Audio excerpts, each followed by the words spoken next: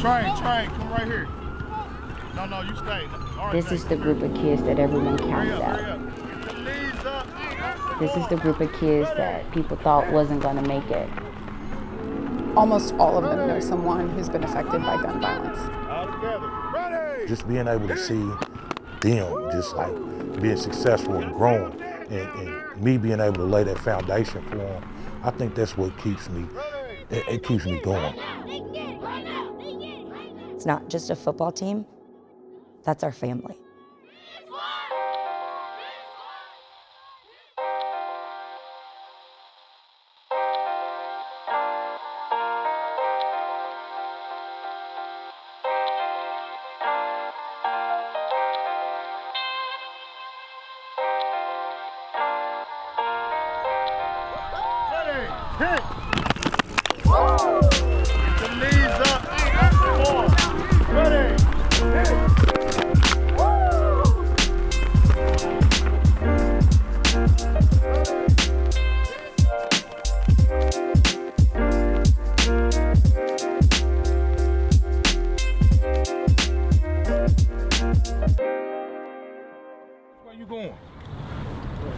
You know what I'm saying? If Darius go this way, you getting outside of it. Donnell, Coach Donnell Hamilton launched the Indy Steelers youth football team in 2005. His goal was simple: mute the echoes of gun violence so children can learn a better way. I grew up right here in the Butler, Tarkington neighborhood. Tarkington side, I mean, you can go right around the corner and, you know, it'll be shootings, robberies, you hear police sirens, you know, it's alleys and glass and people just, you know, it's a bit more of a struggling side. Some people wouldn't really understand where some of these kids, what some of these kids are going through. Some people are really hungry out here, you know. Some people are struggling as simple as struggling in the classroom and don't want to do classroom work. Some people are struggling with, don't even know where they're gonna lay their head at night. It's a lot going on out here. It's a lot. What we see is a lot of kids that are growing up with experiences that you wouldn't think they would have at 12 and 13 and even 10 years old. So they are adults with adult experiences in little kid bodies, and they are just having to deal with a lot, whether it's a death of a loved one or alcohol and drug addiction in their family, or they've had to move a lot. Almost all of them know someone who's been affected by gun violence. For Coach Donnell, I think, at least what I see, is he sees himself probably in every single one of those kids. A lot of the coaches do. Coach Donnell had a good education. He was really talented, and he got in a little bit of trouble after high school, and I think he knows where he could have gone with football. He did go to college and play ball, but he sees that same potential in these boys. And if they have somebody, not just a parent telling them what to do, but somebody to say, like, I've been you before. I've been there, I've walked this path. Here's where it ends, here's where you could go.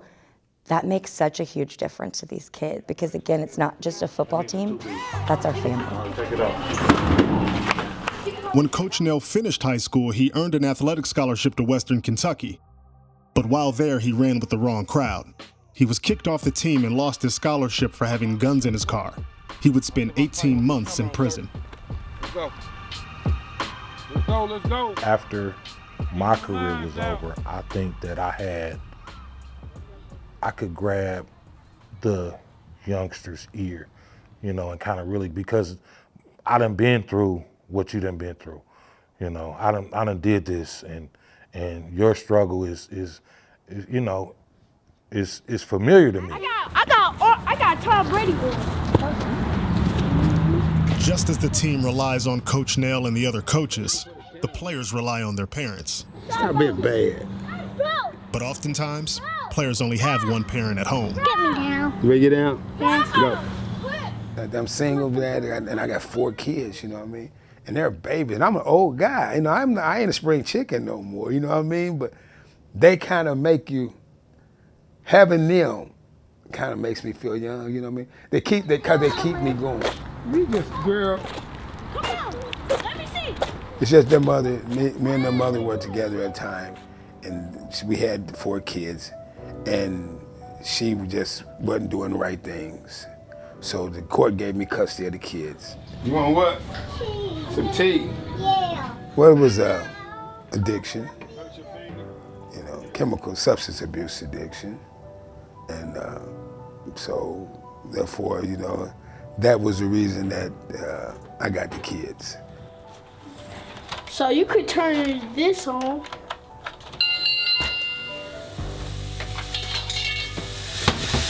Antonio, he's too sweet, too nice.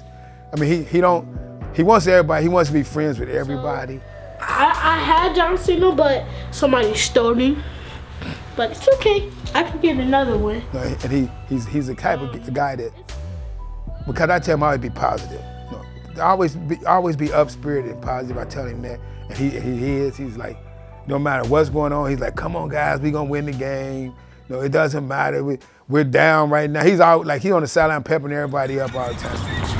Yeah, I want it. Well, he wanted to play football, and we seen him practicing over at Tarkington. We went over there, and then Coach Donnell and them talked to them, and I said he wanted to play. He said he wanted to play, so I put him over there. He's been over there the last 4 years, playing with the Steelers. Fastest man off the ball wins the battle. So you're always trying to be the first one off the ball. As soon as you hear it go, or you see the ball move, that means get off the line and get moving. Okay, my son named, they call him Mouthpiece on the football team. He got the name Mouthpiece because he can never keep up with his mouthpiece. I have bought Antonio, I don't know, 12, 13 mouthpieces. And he never knows where they're at. He loses them. He probably don't know where it is now. Where at? Where your mouthpiece? I don't know. See that? You see how he lied? He said he had it, didn't he? See what I'm saying? I don't know where it is. So don't tell the story, tell the truth. If you don't know, just say you don't know. I don't know where it is. How about you 9 mouthpieces? That's why they call you Mouthpiece. Because you can't keep a mouthpiece. Go on. Okay, I'm ready. Don't give you another one.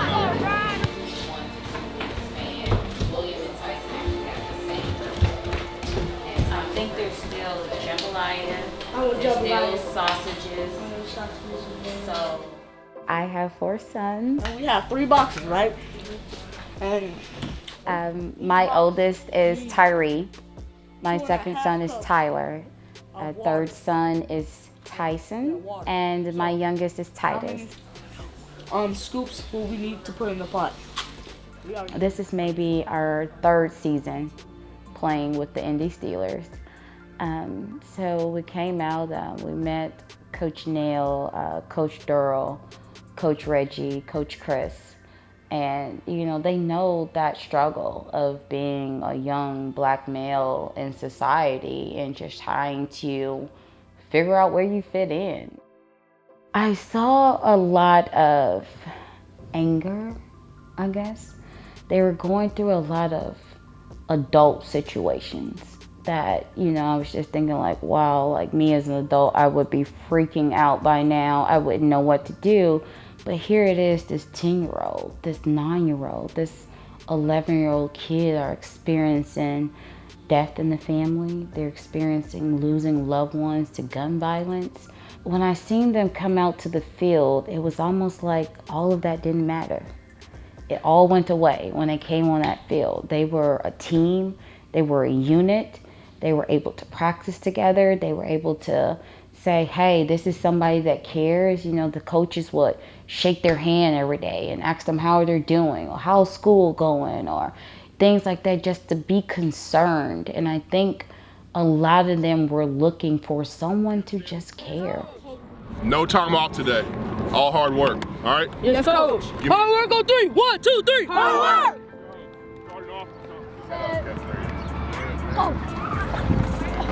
Now, defensive end. There you go. Turn up downfield.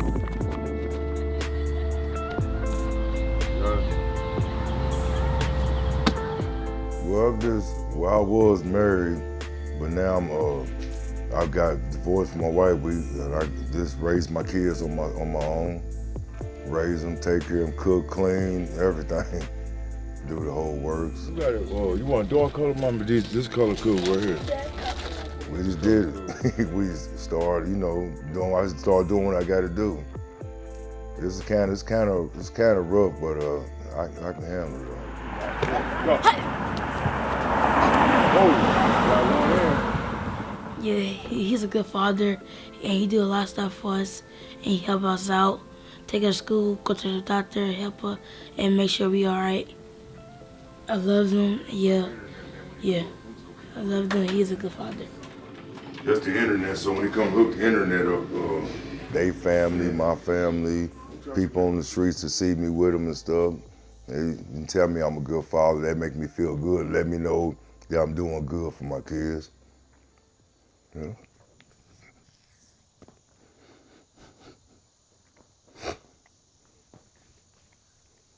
Yeah, being a good father to him, doing what I gotta do for him.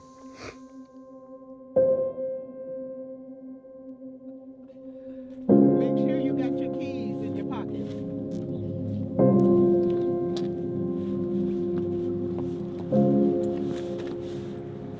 Got it.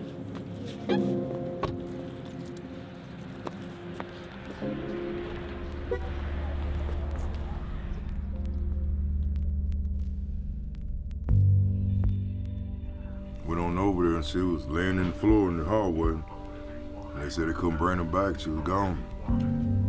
They said there wasn't nothing they can do.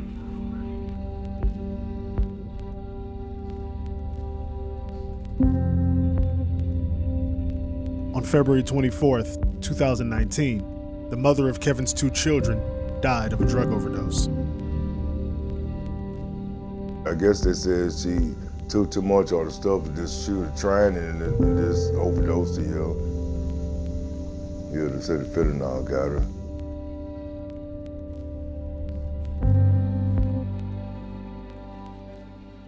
Okay, but sit down right here.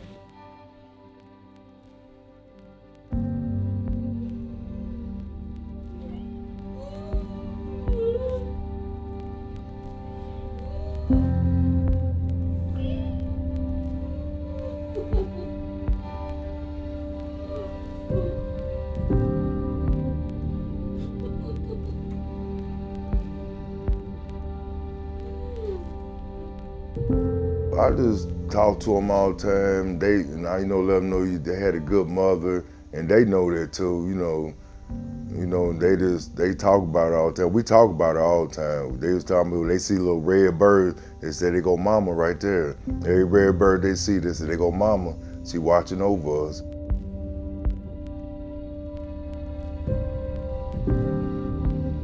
Yeah, they miss her. I miss her too.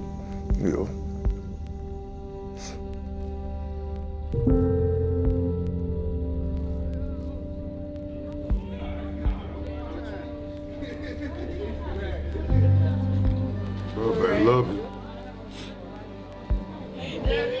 Losing your mother, for little Kevin and Kiasia, and then Kevin losing, his kid's mother, that's hard.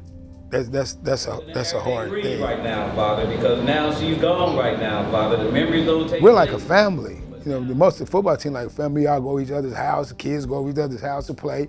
They have parties. They're all together at the parties whenever they do. And I thought, and seeing all the team there was like, and it made, and when he seen the team there, I'm quite sure that it made them feel good too.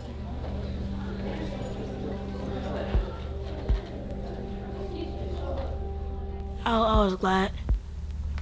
I was glad they came. Mm-hmm. It's gonna be a rough one. Yeah, it is. You got here all day. You go home, clean up, cook. I'm so gonna be do some tired, laundry. man. Well, yeah. I think these fathers are doing an excellent job, and I think they don't get enough praise. They don't get enough praise for what they're doing. Anything that we can do for them, that's like one of those. That goes back to the money issue. I would never go to them and be like, "Oh, the registration fees needs to be." No, they're coming. He's gonna play. Your daughter's just gonna cheerlead, and you bring them over here to us, and we got them. That's what it's all about. We're supposed to be a support system for everyone. It's not just my kids. It's not just, it's the neighbor or whoever. It's for us. We're a community. We're a team. And we're a team on and off this field. So if you need a hug, if you need a call, if you need a pat on the back, if you're having a graduation ceremony, if it's a birthday, you know, we make sure we get all our kids cupcakes on their birthday. Like, it means it's $12 to me. But to them, someone remembered my birthday. You cleared this bar, what'd you do? You stood straight up, right? On the practice field, the Indy Steelers learn about football, and they learn about life. But some lessons are as unfortunate as they are necessary. Y'all losing is, y'all not on that whistle.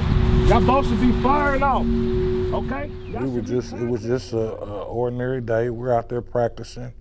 It's maybe like 60 or 70 kids out there at the time. And we hear commotion over at the basketball court, and then we just hear shots, boom, boom, boom, boom. And after they shot, I guess somebody shot back, you know, so it was like multiple shots. It wasn't just bang, bang, and then it was multiple shots. Like it was crazy. Both Caleb and Caden were on the field that day. Caleb, my oldest, was practicing with the older boys, which is a lot closer to the basketball courts where it happened. And I just remember in all of that, you know, you look up and you're searching for your kid along with all of these other kids and just trying to make sure there's nobody on the ground. When you hear gunshots, your natural reaction is to run, you know, so trying to explain it to a 8 or 9-year-old kid, it's like, well, we don't want you to run, you have to get down. You got to get down, drop down, you know, and see where the shots are coming from. It's not something that you want to explain to a kid. My daughter told me and my friend just dug down because she was with her little friends and stuff, and they said they was real scared. It was a beautiful night. There were so many kids there. But the craziest part of that night to me was when I asked the kids if they were okay, and several of them looked at me and said, "Oh, that's normal." That's not normal. That shouldn't be normal for them. They're going to a park to play football to stay out of trouble, and the trouble comes to them sometimes. Go! Go, John. Inside, John. Go, go, go, go, John. Go, John. 2 more quarters. Do not take your foot off the gas. In 2015, trouble came to 10-year-old Deshaun Swanson. Deshaun, I've known Deshaun, they call him Little Man. I've known Deshaun ever since he was like 6 years old. He grew up right across the alley from my house today. Deshaun, a player for the Steelers, was killed in a drive-by shooting while attending a memorial service at the home of a neighbor. Listen up. Hey, first, I want to thank y'all for coming out, man, and recognizing Deshaun. He was probably Deshaun's life, man, the littlest guy on the field with the biggest heart. He played for 2 years, and then the year that he played, the year that happened, was in September, and it crushed us. You know, it's been 4 years, and I can honestly say with me, you know, I definitely miss him every day, and you know, it's a rough situation. His memory certainly lives on. You know, each of the kids there has a story about him or a story about his life, and you realize, you know, with Deshaun right down the street from the park, that's a reality for these kids. And that's what I think sometimes normalizes it. They see that stuff. What is the solution? The Indy Steelers are much more than just a youth football team. They are a bright light through the darkness of gun violence. The Indy Steelers is a family. It's the family of that neighborhood. And they get the shot at a better life. I mean, that's what the Indy Steelers are all about. It's not about winning a championship. Yes, we do that. And yes, we're good. And yes, you know, we get those accolades. But it's about so much more. It's so much more than football. They're not just at home bored. They're not seeing what's going on in the environment. They get a chance to take like 2 hours out of their lives to go and have fun. You know, some of these kids go through stuff at home that they shouldn't have to go through, and that's their only time to just go and get out and get away from it. So I think it's very important, and you know, it needs to stay as long as it possibly can. This is my dream. My dream, hear me, Lord, this is my dream. Let me hit the lottery. put some money in all my kids' bank accounts. So when they get up, they can go to college. All of them get degrees. And I want to just be good citizens, you know what I mean? You know, be good citizens, be good workers, go get your education, and be the best you can be. I always tell them, I say, y'all gonna thank me when y'all get big. Y'all gonna thank me, you know?